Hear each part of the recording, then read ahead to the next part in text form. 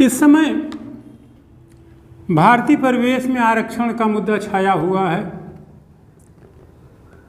यह का स्थायी आयोजन था 15 वर्ष के लिए, 10 वर्ष के लिए, स्वातंत्रोत्तर भोर में, इस नाते कि हमारे कुछ लोग विकास की धारा से कटे हुए थे, गरीब थे, उन्हें विकास की धारा में लाया गया जाना था।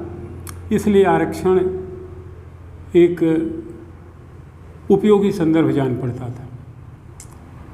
बाद में इसे रीति नीति तुष्टीकरण का माध्यम बना लिया गया, जो देश के लिए उचित नहीं रहा। मैं अपने विचार आपके सामने प्रस्तुत करूंगा। तो संक्षिप्त उत्तर है कि रणनीतिक तौर पर कुछ बातें फॉलो करते हुए आरक्षण अब समाप्त होना चाहिए। ये बात मैंने 2004 में भी एक रिपोर्ट बना करके सभी आयोग के अध्यक्षों, राष्ट्रपति, राज्यपाल इत्यादि को भेजी थी। कई स्टेट्स के चेयरमैन को भी भेजी थी। तो अब किसने कैसे लिया ये अलग मुद्दा हुआ। फिलहाल आज मैं पहले कुछ घटनाएं आपको बताऊंगा। हमारे एक विद्यार्थी हैं पिंकू,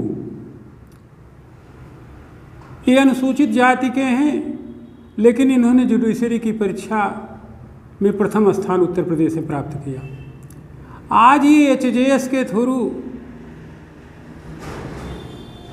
एडिशनल या जज के पद पे होंगे। एक अमित हैं, ये भी अनुसूचित जाति के हैं, इन्होंने RO की परीक्षा टॉप की है।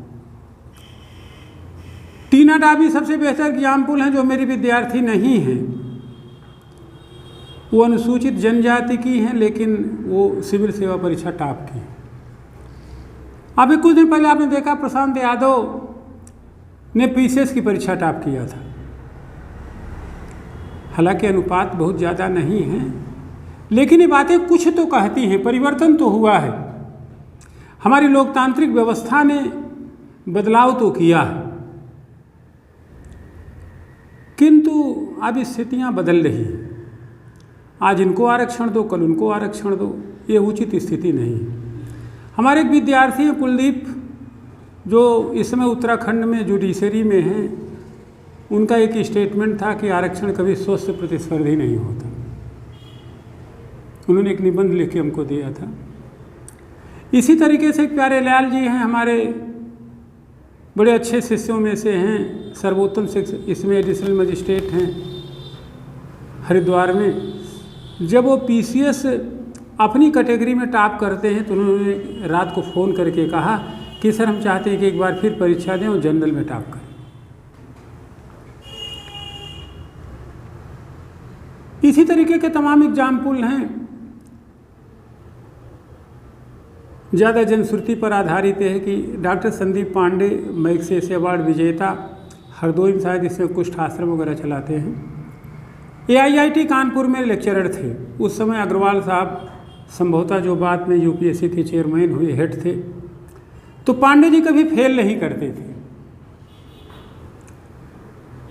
तो अग्रवाल साहब, पांडे तुम फेल क्यों नहीं करते हो? तो पांडे जी ने कहा कि सर फेल शिक्षक होता है, विद्यार्थी नहीं।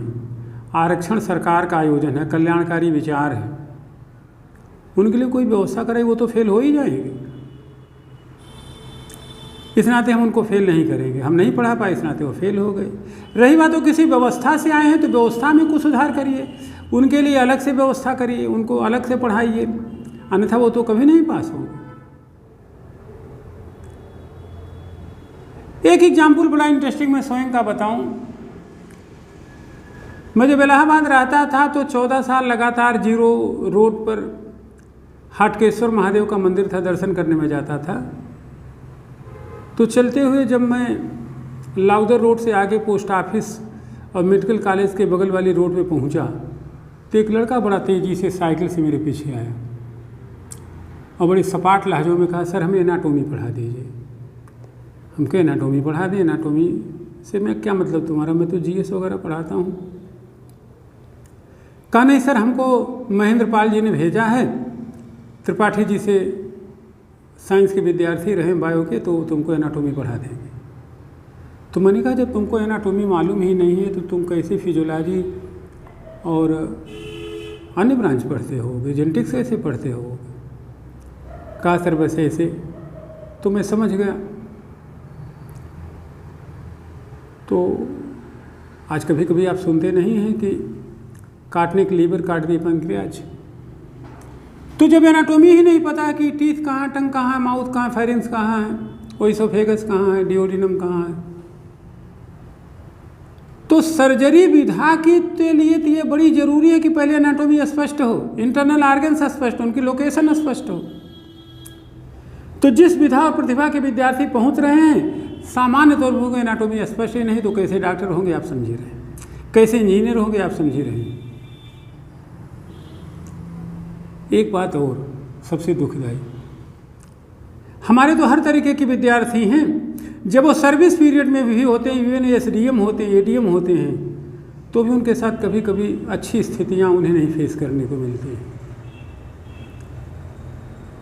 तो इन सारी परिस्थितियों से निजात पाने के लिए आरक्षण पर नए सिरे से सोचने की जरूरत आ गई है। बहुत थोड़ा करना है। पहला, टीना डाबी के बारे में जो मैंने सुना, मैं 100% नहीं कह सकता हूं कि वो रिजर्वेशन की सर्टिफिकेट लाके प्रारंभिक परीक्षा पास की, लेकिन एक दूसरा सच है कि वो टॉप की। लेकिन आप सोचे कि अगर कैटेगरी न लगाए तो प्री ही नहीं पास करती तो आगे क्या होता। अब सवाल है, जो टॉप करने वाली लड़की, टॉप करने वाली बुद्धि तो, टैलेंट तो रखती, इंटेलेक्ट तो रखती ही होगी, फिर उसको प्री में ज़रूरत क्या पड़ी? तो जानते हैं क्या हुआ?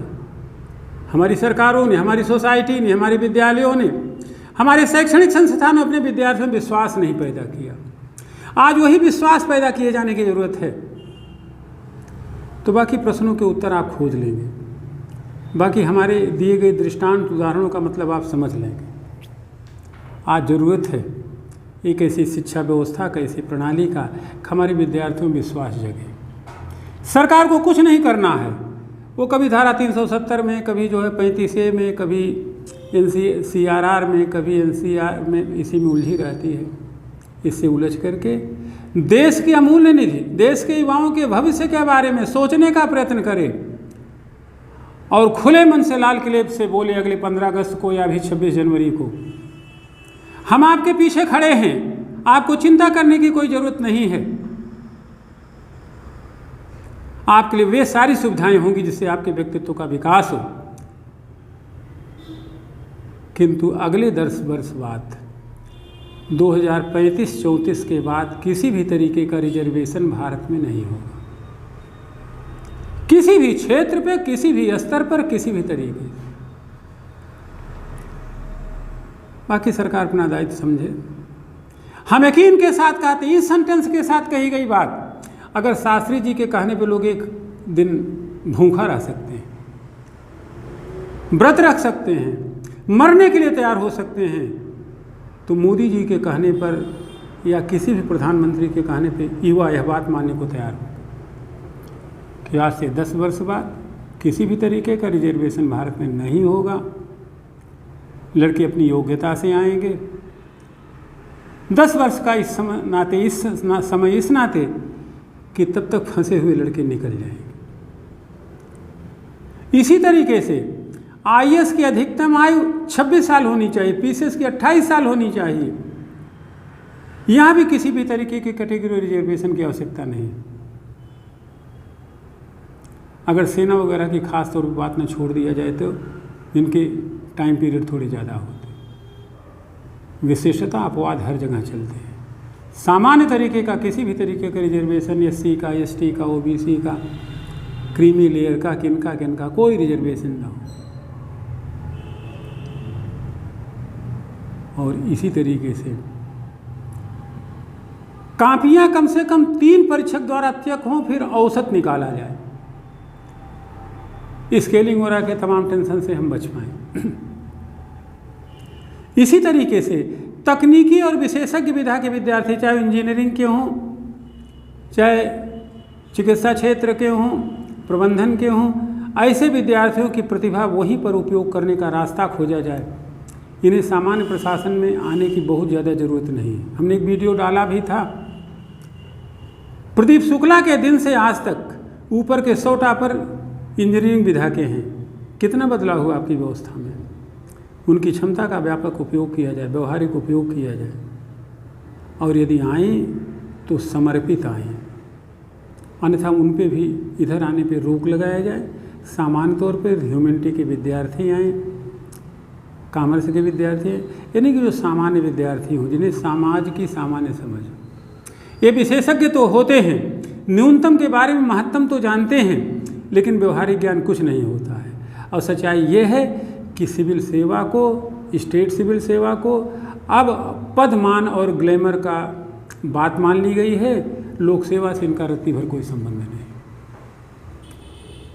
ये सब करने से लोक सेवा की भावना डेवलप नहीं होगी, ये मैं भी जानता हूँ। फिर भी कुछ तो हाथ पाँव हमको मारना पड़ेगा। कुल मिला जुला करके 10 वर्ष की पूर्व सूचना पर आरक्षण किसी भी स्तर पर समाप्त हो, अगर फौजियों की बात न हो तो। आयु न्यून किया जाए, IAS के लिए 26, PCS के लिए 28, इसी तरीके से अन्य परीक्षाओं के लिए भी। ये प्रतिस्पर्धी होंगे, अच्छा करेंगे। विशेषज्ञ विधा के विद्यार्थियों के इधर आने पर रोक लगे, उनकी क्षमता का वहीं उपयोग किया जाए। पदमान प्रतिष्ठा के लोलुप लोग यहाँ पे न आए, क्योंकि लोक सेवकों को लोक सेवा करनी है। पदमान प्रतिष्ठा भी पूजा खेड़ेकर की बात आप देखिए, ऐसे तमाम बातें हैं। कापियाँ 3 परीक्षकों द्वारा चेक करके औसत निकाला जाए, गुणवत्ता बढ़ाई जाए, पीढ़ी में विश्वास जगाया जाए। आरक्षण के झुनझुने और पॉपुलर पॉलिसी से उन्हें वोट में रूपांतरित करने की बात न सोची जाए। मैं भी राजनीतिक हूँ, 2 बार लोकसभा का चुनाव लड़ा हूँ। मैं जानता हूँ कि आगे भी मैं जीतूँगा नहीं, किंतु लड़ूंगा ज़रूर, क्योंकि मैं परिवर्तन चाहता हूँ, क्योंकि मैं चाहता हूँ पीढ़ी नए रूप में आए, वो पद मान प्रतिष्ठा मिले, उस योग्य उसको सम्मान भी मिले। कहा कुछ भी जाए, रिजर्वेशन से हमारे विद्यार्थी, हमारी पीढ़ी को, हमारे बच्चों को वो सम्मान नहीं मिल रहा। कौन नहीं चाहता कि हमें पूरा पूरा सम्मान मिले? इन चीज़ों से हमको बचना होगा। इस नाते आरक्षण पर भाषण झाड़ने के लिए, वोट को अपने पक्ष में कन्वर्ट करने के लिए आप जरा बताइए, नेतृत्व के जितने रूप हैं, नेतृत्व में जितने लोग हैं, पीढ़ी के लिए क्या कर रहे हैं, लोगों के लिए क्या कर रहे हैं, सोसाइटी के लिए क्या कर रहे हैं? केवल एक काम बांटना। मुझे समझ में नहीं आता है कि देश बड़ी पंचायत में कोई जय फिलिस्तीन कह रहा, कोई जय भीम कह रहा, कोई जय ममता बनर्जी कह रहा, कोई जय त्रिपाठी जी कह रहा, कोई कुछ, कोई कुछ, कोई कुछ। संसद की बड़ी पंचायत का मान तो रहने दीजिए। इन सब बोल और वचनों का क्या मतलब है? हम अपेक्षा करेंगे हमारे संसदीय प्रतिनिधि यदि हमारा वीडियो सुने तो संसद में से कहें, और सरकार को इस तरीके से प्रेरित करें कि आरक्षण पर नए सिरे से विचार करने का वक्त आ गया है, कुछ नहीं करना है। बस एक बार सरकार कह दे, हम आपके पीछे खड़े हैं, हमें आपकी चिंता है, आप निश्चिंत रहें, आपका भविष्य बेहतर है। अब हमें आरक्षण से इतर सोचना पड़ेगा। धन्यवाद, अनंत शुभकामनाएं।